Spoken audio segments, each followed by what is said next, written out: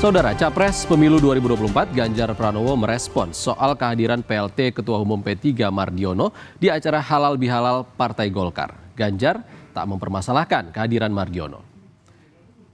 Hal ini diungkapkan Ganjar usai bersilaturahmi di kediaman Ketua Umum PDI Perjuangan Megawati Soekarno Putri di Teku Umar, Jakarta. Ganjar menyebut setiap Ketua Umum Parpol punya cara komunikasi masing-masing. Apalagi kehadiran Mardiono menurut Ganjar sah-sah saja dilakukan di momen halal bihalal Idul Fitri.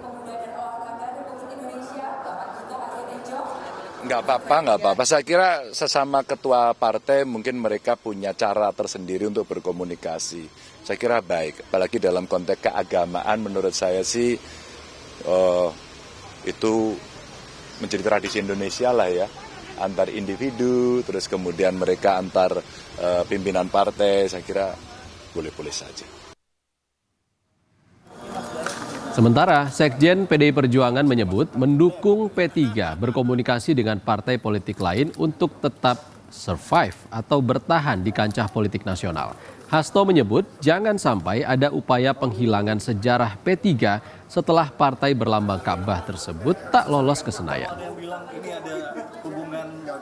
Ya, PDI Perjuangan kan sangat berkepentingan agar rejim ini tidak menghilangkan sejarah Partai Ka'bah yang menjadi sahabat PDI Perjuangan. Nah, dalam rangka survival sebagai Partai Ka'bah, ya kami dorong P3 untuk melakukan komunikasi politik.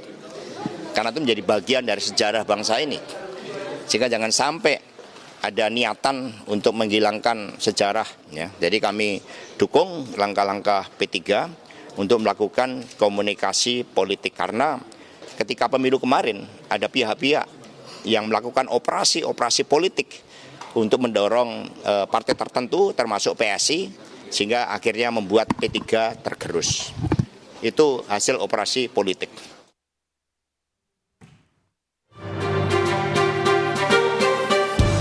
Kehadiran PLT Ketua Umum Partai Persatuan Pembangunan Mardiono dalam acara Halal Bihalal DPP Partai Golkar seolah ingin mengisyaratkan sinyal partai berlambang Ka'bah itu siap bergabung dalam koalisi Prabowo Gibran. Maklum saja, P3 jadi satu-satunya partai di luar koalisi Prabowo Gibran yang hadir dalam acara tersebut. Bahkan Mardiono duduk satu meja dengan Ketua Umum Partai Golkar Erlangga Hartarto dan Sekjen Partai Gerindra Ahmad Muzani. Meski mengaku kehadirannya untuk bersilaturahmi, P3 menegaskan hingga saat ini masih menjadi bagian dari koalisi Indonesia Bersatu yang berisi Golkar, Partai Amanat Nasional, dan P3 yang belum resmi dibubarkan. Minal aidin wal faizin, lebaran ya, maaf-maafan. Tapi intinya siap bergabung Pak ya? Ya. Sama pemerintahan berikutnya kalau diajak? Ya tentu, kalau untuk membangun Indonesia kan harus bersama nanti. Karena tanda-tandanya ada Pak, maksudnya Bapak hadir di luar partai koalisi, satu-satunya ketua parpol yang hadir. Enggak, kan saya dulu juga sebelum menjadi PLT Ketua Umum, saya kan koordinator KIB ya.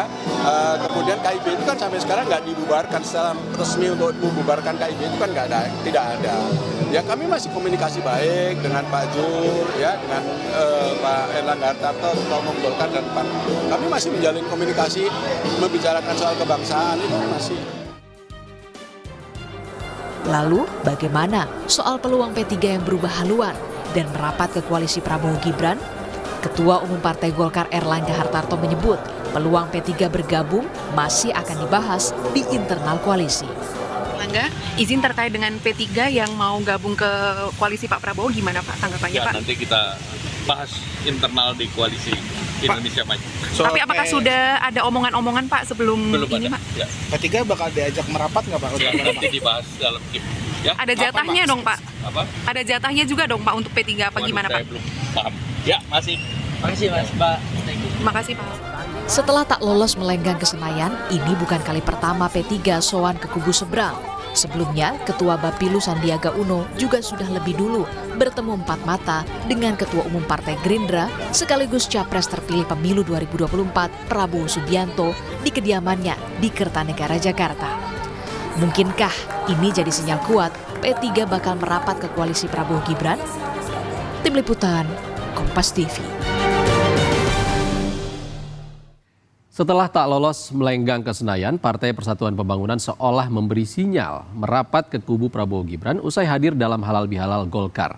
Benarkah P3 akan jadi member baru dalam koalisi Prabowo Gibran? Kita akan bahas lebih lengkap soal ini bersama Direktur Eksekutif Parameter Politik Indonesia, Adi Prayitno. Selamat sore Mas Adi.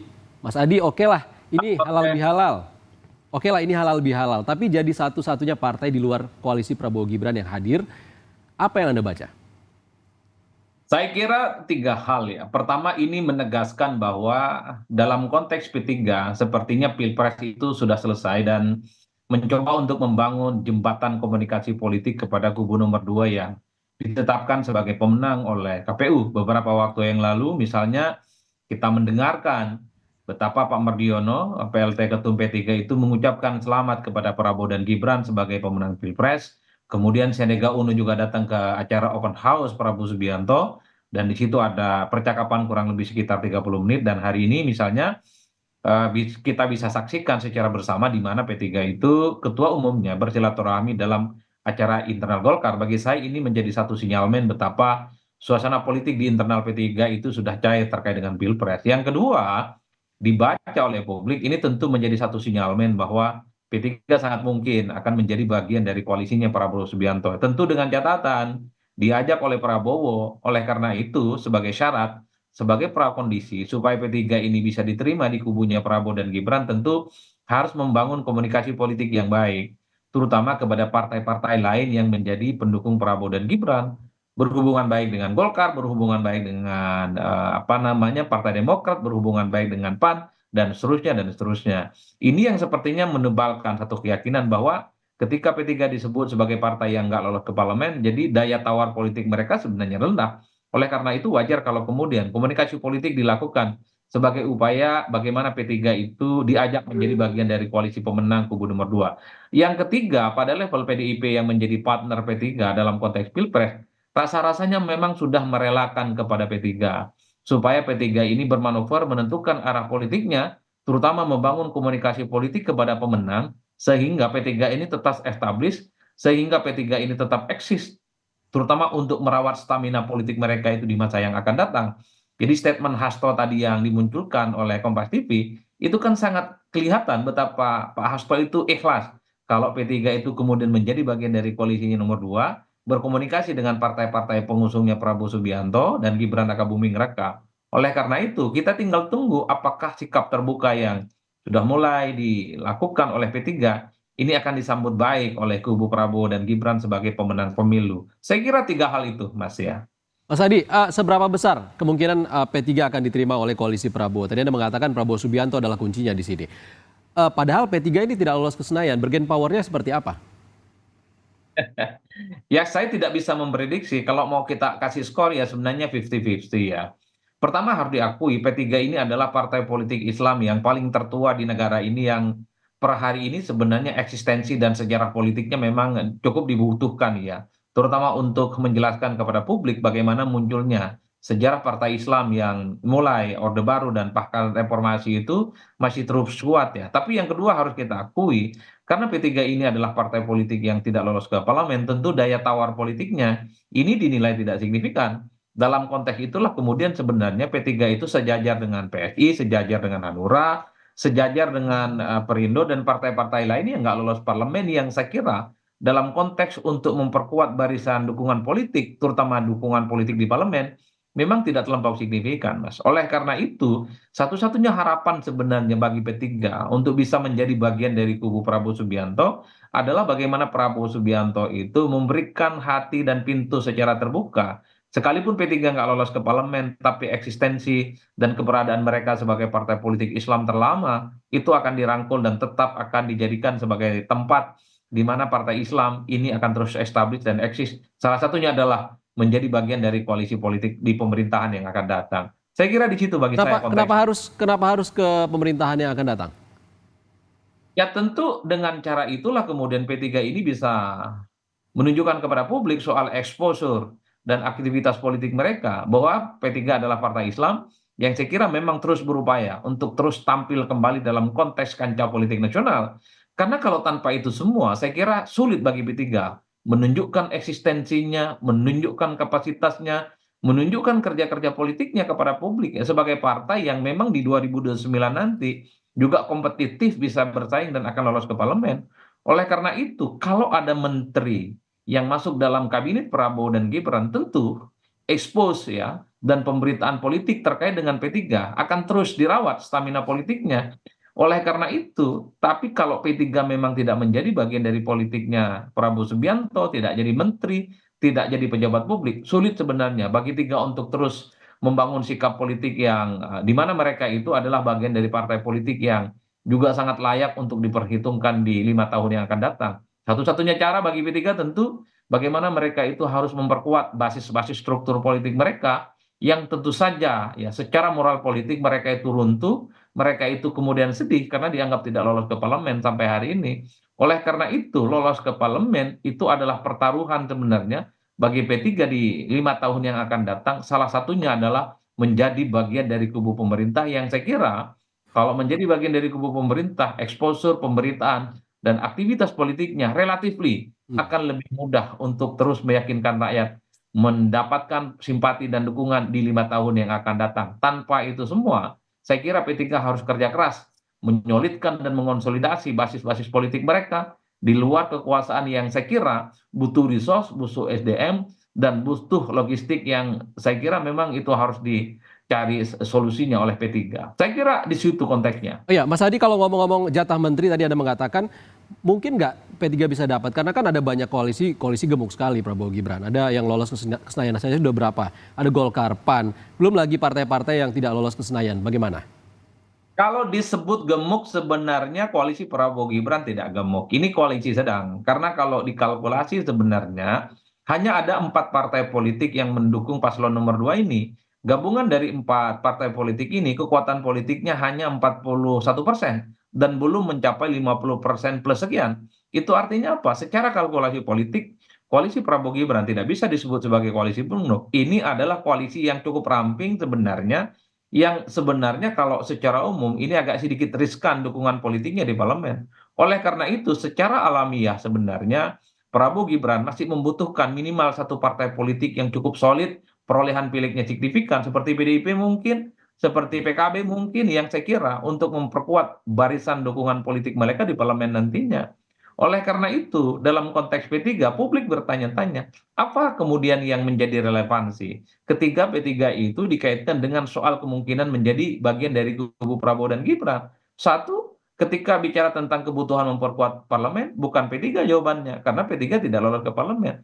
Satu-satunya argumen yang saya kira bisa disampaikan kepada publik ketika dikaitkan dengan soal kemungkinan bergabung dengan Prabowo adalah P3 ini adalah partai Islam, partai terlama, partai yang per hari ini adalah yang tetap eksis sekalipun dipilih di 2024 ini tidak lolos ke parlemen. Oleh karena itu kalau mau jujur sebenarnya kita tinggal melihat gitu ya, apakah akan ada hati dan tangan yang terbuka yang akan diberikan kepada Prabowo, yang akan dilakukan oleh Prabowo ya merangkul P3 yang sebenarnya secara politik mereka ini daya tawarnya cukup rendah mengingat mereka tidak lolos ke parlemen. Jadi disitulah kemudian rumitnya membaca bagaimana urgensi P3 jika menjadi bagian dari koalisinya Prabowo. Memperkuat basis parlemen tentu itu tidak ada argumennya. Tapi ketika ingin mengakomodasi supaya partai Islam ini partai yang paling lama terus ada di negara ini, saya kira itu butuh sikap kenegarawan.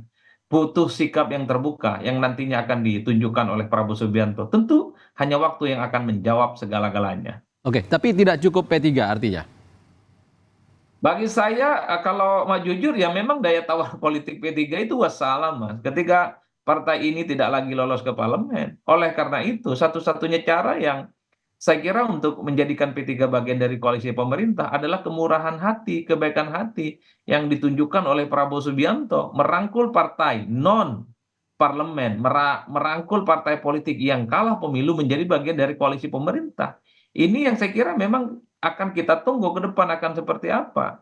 Karena kalau kita membaca secara umum, ketika Prabowo Subianto menyampaikan pidato secara terbuka, akan merangkul semua pihak, akan merangkul semua eksponen, terutama pihak-pihak yang sekalipun mereka berseberangan di 2024, harapannya adalah bagaimana ada rekonsiliasi, di mana rekonsiliasi itu adalah kerjasama politik di antara partai-partai yang kemarin saling bersaing dan bersatu dalam satu kolam koalisi bersama, termasuk ada P3 di dalamnya. Baik. Nah, tinggal kita tunggu apakah Prabowo Subianto akan merealisasikan itu semua, termasuk menjadikan P3 sebagai partai pemenang pemilu. Mengingat sekali lagi, ketika P3 nggak lolos ke parlemen, saya kira daya tawar politik mereka sudah tak ada urgensinya lagi. Oke, Mas Adi, tadi Anda mengatakan kalau PDIP tampaknya sudah ikhlas nih dengan P3 gabung ke Prabowo Gibran. Lalu bagaimana ke depannya koalisi PDIP dengan siapa? Apakah cukup sendiri saja atau justru ada kemungkinan akan bergabung dengan partai lain? Kalau membaca kecenderungan angin politik sampai detik ini, rasa-rasanya sulit bagi PDIP untuk menjadi bagian dari koalisinya Prabowo dan Gibran ya. Argumennya saya kira sederhana.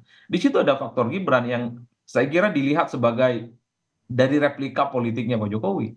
Kita tahu bahwa di mana ada Pak Jokowi, pastinya di situ tak ada PDIP. Beberapa waktu yang lalu masih lekat dalam ingatan kita, PDIP mengatakan secara politik PDIP itu tidak ada persoalan apapun dengan Prabowo. Jadi ketika ada isu pertemuan antara Prabowo dan Mega, saya kira itu cukup rasional karena pada level PDIP dan Gerindra tidak ada pertentangan politik yang cukup ekstrim yang kemudian membuat mereka ini tak mau bertemu.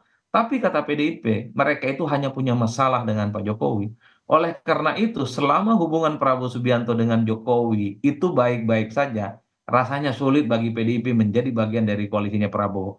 Tapi ketika hubungan antara Prabowo dan Jokowi sudah mulai merenggang, tidak baik-baik saja, sudah mulai muncul ada gejolak, disitulah kemungkinan PDIP sangat mungkin akan tetap atau menjadi bagian dari koalisinya Prabowo dan Gibran. Apalagi bagi PDIP ke depan tentu mereka berhitung bagaimana cara membangun komunikasi politik publik ke depan. Oleh karena itu, saya kira apakah PDIP akan bergabung atau tidak sangat tergantung bagaimana hubungan politik antara Prabowo dan Pak Jokowi. Baik, kita tunggu bersama. Terima kasih Direktur Eksekutif Parameter Politik Indonesia, Adi Prayitno sudah berbagi pandangan bersama kami di Rumah Pemilu. Terima kasih Mas Adi.